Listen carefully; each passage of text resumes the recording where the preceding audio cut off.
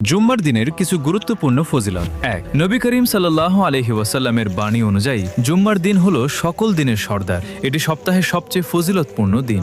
২। এই দিনে আল্লাহ তাআলা হযরত আদম আলাইহিসসালামকে সৃষ্টি করেন, আবার এই দিনেই তাকে পৃথিবীতে পাঠানো হয়। ৩।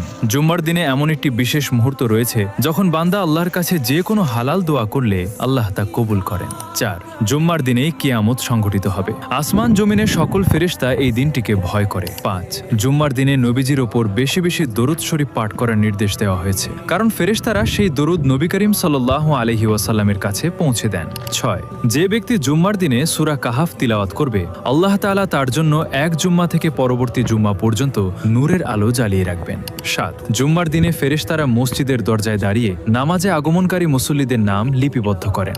৮। জুম্মার দিনে গোসল করা, খুতবা মনোযোগ দিয়ে শোনা এবং নামাজ আদায় করলে এক জুম্মা থেকে পরবর্তী জুম্মা পর্যন্ত ছোট ছোট গুনাহ